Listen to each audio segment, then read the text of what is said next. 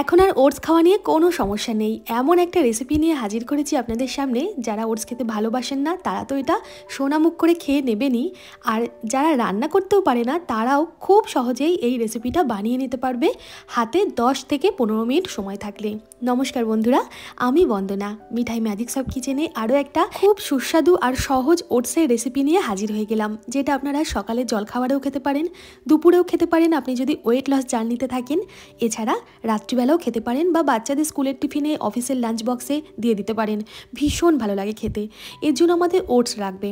আমি role oats নিয়েছি, আর role oats দিয়েই এটা খেতে বেশি ভালো হয়। আমি দীর্ঘ কয়েক মাস ধরে ব্যবহার করছি ও মর্সেল গৌটারের রোলড ওটস। দেখুন প্রত্যেকটা দানা কত সুন্দর, একটাও গুঁড়ো ওটস কিন্তু আপনারা পাবেন না। এই হেলদি ব্র্যান্ডের জিনিসগুলো কিনতে চাইলে প্লিজ আমার ডেসক্রিপশনটা একটু ফলো করবেন, সেখানে আমি সব ডিটেলসে দিয়ে দিয়েছি।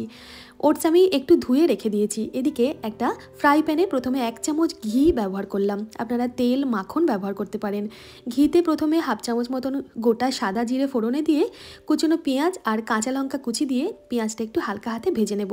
মাত্র 1 চামচ তেল, ঘি বা মাখনেই কিন্তু রেসিপিটা সুন্দরভাবে তৈরি হয়ে যাবে। আর যে কটা সবজি আমি আজকে ইউজ করছি, আপনারা এই সবজিগুলো দিয়েই কিন্তু ওটসটা রান্না করবেন। এই সব কটা সবজি ওটসের সাথে ভীষণ ভালো যায়, তাড়াতাড়ি রান্নাও হয়ে যায়। পেঁয়াজটা হালকা হাতে নাড়াচাড়া করতে করতে একটু লালচে বাদামি রং করে ভেজে ফেলবো। একটু লক্ষ্য রাখবো খুব বেশি যেন পুড়ে না যায় পেঁয়াজটা, তাহলে কিন্তু তেতো হয়ে যাবে। আর ঘিটাও খুব বেশি পোড়ানো যাবে না।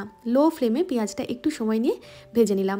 পেঁয়াজ ভাজা হয়ে গেলে এর মধ্যে দিয়ে দেবো আমি টমেটো কুচি। বেশ একটা বড় মাপের টমেটো ছোট ছোট করে কেটে নিয়েছি আমি, সেই টমেটোটাই এর মধ্যে দিয়ে দিলাম। এখানে টমেটোটা তো সেদ্ধ হতে একটু সময় লাগবে, তাই চাইলে আপনারা ঢাকা দিয়ে কম আঁচে এই টমেটো আর পেঁয়াজটা একটু সেদ্ধ করে নিতে পারেন। তাহলে টমেটো থেকে একটু যে জল ছাড়বে সেই জলটাতে টমেটোটা খুব তাড়াতাড়ি সেদ্ধ হয়ে যাবে। আমি ঢাকা দিয়ে 3-4 মিনিটের জন্য টমেটোটা সেদ্ধ করে নিলাম। ঢাকা দেওয়ার ফলে যে জলটা বেরোলো সেই জলটাতেই টমেটোটা খুব ভালোভাবে নাড়াচাড়া করে একটু স্ম্যাশ করে আমি দিচ্ছি। টমেটোটা স্ম্যাশ করাটা একান্তই জরুরি।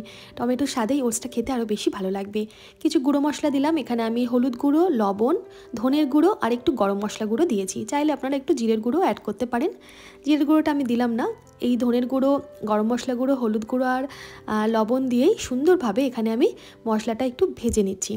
টমেটোর থেকে জল ছাড়বে লবণটা দেওয়ার ফলে, সেই জলটা সুন্দরভাবে এখানে নাড়াচাড়া করতে করতে শুকিয়ে নিয়ে তারপর এখানে একে একে দিয়ে দিচ্ছি একটু মটরশুঁটি আর একটু ক্যাপসিকাম কুচি। ব্যাস, আর কোনো সবজি এখানে দেবেন না।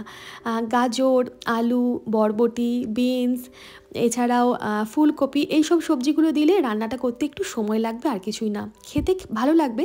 আপনার হাতে যদি সময় বেশি থাকে তাহলে অবশ্যই ওই গাজর, ফুলকপি, বিনস এগুলো ছোট ছোট করে কেটে এখানে অ্যাড করতেই পারেন। তো আমি আর কোনো সবজি দিলাম না। এই সবজি কটা দিয়ে খেতে কিন্তু দুর্দান্ত লাগবে। ক্যাপসিকাম আর মটরশুঁটিটাও ভালোভাবে মশলার সাথে একটু কষিয়ে নিয়ে ধুয়ে জল ছড়িয়ে রাখা রোল ওটস আমি দিয়ে দিলাম পরিমাণ মতন। মোটামুটি 1 কাপ মতন ওটস আমি দিয়েছি, বা হাফ বাটি মতন ওটস দিয়েছি। আপনারা একটু মাপটা লক্ষ্য রাখবেন, জল দেওয়ার সময় এই মাপটা কাজে লাগবে। যতটা ওটস ততটাই জল দিয়ে কিন্তু এই ওটসটা সেদ্ধ করে নিতে হবে।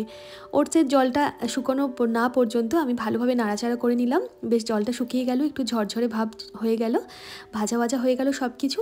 তারপর এখানে আমি জল দিয়ে দিচ্ছি। যতটা ওটস নিয়েছি বাটি মেপে ততটাই জল দিয়ে দিলাম। এবার সব কিছু খুব ভালোভাবে নাড়াচাড়া করে এটা ঢাকা দিয়ে দেব। কম আছে 5 থেকে 7 মিনিট সময় লাগবে এই সব কিছু সেদ্ধ হয়ে যেতে। আমি 7 মিনিট পর ঢাকনা খুলে আপনাদের দেখাচ্ছি। দেখুন একটু জল জল আছে, এইরকমই থাকবে, কারণ এটা যখন ঠান্ডা হয়ে যাবে একদম ঝুরঝুরে হয়ে যাবে। এরপর এখানে আমি গ্যাসটা বন্ধ করে দিয়ে দিলাম 1 মুঠো ধনেপাতা কুচি। আপনারা চাইলে এখানে একটু লেবুর রসও দিতে পারেন, খেতে আরও ভালো লাগবে। গরম অবস্থাতেই ধনেপাতাটা খুব ভালোভাবে এই ওটস, সবজি সব কিছুর সাথে নাড়াচাড়া করে এটা ঢাকা দিয়ে এই পাত্রটার মধ্যেই, মানে এই গরম ফ্রাই প্যানটার মধ্যেই আরও 2-3 মিনিটের জন্য রেখে দেবো। অতিরিক্ত জলটা এই গরম ফ্রাই প্যানে থাকতে থাকতে টেনে নেবে, আর সুন্দরভাবে এই মশলা ওটসটা ঝরঝরে হয়ে যাবে। একটা সার্ভিং প্লেটে সমস্ত মশলা ওটসটা আমি নামিয়ে নিলাম। এবার এর ওপর থেকে দিয়ে দেবো একটু রোস্টেড তিল। রোস্টেড তিলটা আপনারা চাইলে দেবেন। এছাড়া আপনাদের পছন্দ মতো যে কোনো সিডস একটু হালকা করে ড্রাই রোস্ট করে দিতে পারেন। পামকিন সিড, সানফ্লাওয়ার সিড, যে কোনো সিডস হালকা ড্রাই রোস্ট করে দিয়ে দেবেন। আর একটু বাদাম আমি হালকাভাবে ড্রাই রোস্ট করে খোসাটা ছাড়িয়ে দিয়ে দিয়েছি। হাতের কাছে কাজু কিশমিশ থাকলে হালকা করে কাজু কিশমিশটা ঘিয়ে ভেজে ওপর থেকে ছড়িয়ে দেবেন, আরও ভালো লাগবে খেতে। এর সাথে খাওয়ার জন্য একটু পাঁপড় সেঁকে নিতে পারেন, একটা ডিমের অমলেট করে নিতে পারেন, বা একটা ডিম সেদ্ধও নিতে পারেন। এছাড়াও শুধু মুখেও খেতে এটা অপূর্ব লাগে। ডিম সেদ্ধর সাথে যদি যদি এই মিলটা নেওয়া হয় তাহলে আপনার জন্য একটা পারফেক্ট প্রোটিন, ফাইবার, ভিটামিনে পরিপূর্ণ একটা কমপ্লিট মিল হয়ে যাবে। আপনি যদি ওয়েট লস জার্নিতে থাকেন তাহলেও কিন্তু এই রেসিপিটা একবার ট্রাই করে দেখতে পারেন। এই মশালা ওটসটা আমি মিঠাই স্কুলের টিফিনের জন্য প্যাক করে দিয়েছিলাম, ও খুব খুশি মনে খেয়েছে আর খুব পছন্দও করেছে। এখনও পর্যন্ত না বানিয়ে থাকলে আপনারাও এই সহজ রেসিপিটা একবার ট্রাই করুন আর আমাকে কমেন্ট করে জানাবেন কেমন লাগলো আজকের রেসিপি। ভালো লাগলে একটা লাইক করতে ভুলবেন না। ধন্যবাদ।